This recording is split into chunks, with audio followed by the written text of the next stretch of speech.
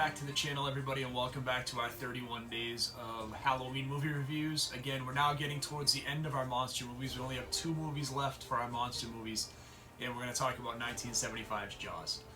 Man, I'm super excited. I got to talk about Jurassic Park yesterday, and today I get to talk about Jaws.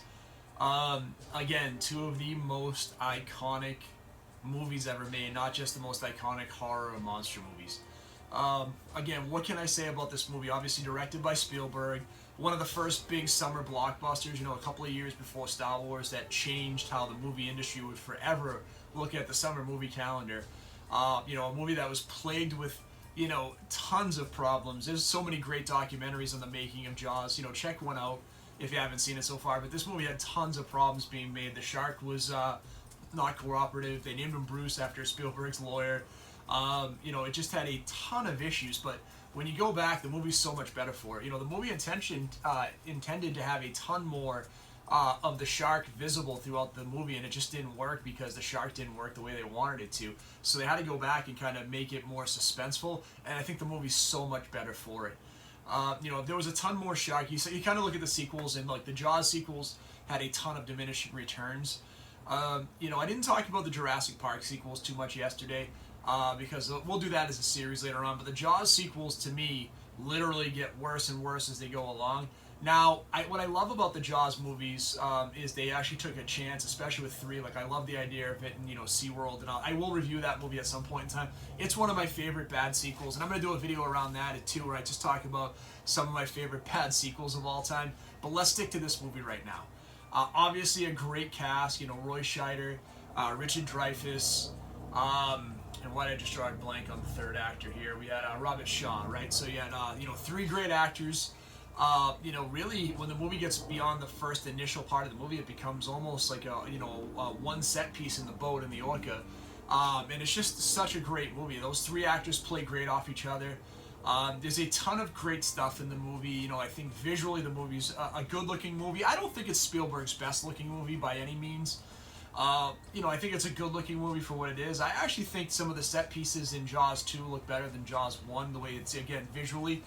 I think there's some stuff they did that was more interesting with, the boats being stranded and all, kind of all tied together.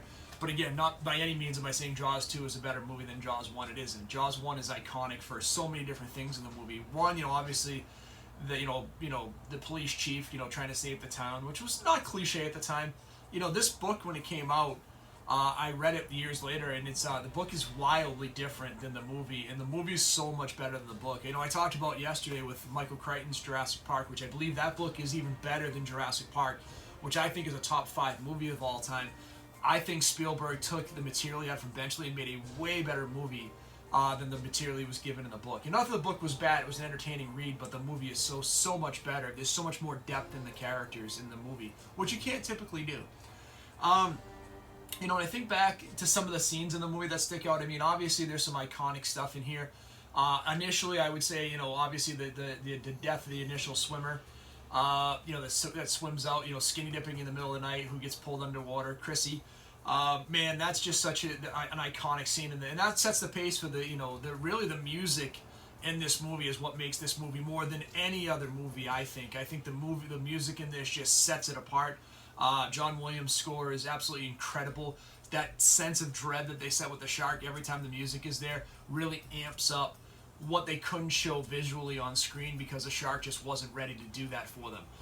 When I think back to the scariest scene in the movie, there's a couple, that I'm trying to think about. And, there's obviously the scene where Richard Dreyfuss discovers the head of the, underwater when he looks at the boat. There's the scene in the pond where the the kayaker gets attacked by the shark, which is pretty good. There's a scene where Alex Kittner gets killed and the blood sprays up. But I went back. I think for me, honestly, the scariest scene to me, and when it really took me to look at it a second time or thinking about it a second time, and it was 100% Robert Shaw's death, right? Quint's death in the movie. He was an Indianapolis survivor. He was in shark attack waters for years. And for him to die that way, it must have been so horrific, and you see the way he's kind of fighting the shark and gets pulled into its mouth. I just think psychologically, when you actually slow down and watch that scene, it's actually pretty heartbreaking and pretty terrifying. And I think it is a scene that does truly induce chills, and it's a pretty good scary scene in the movie.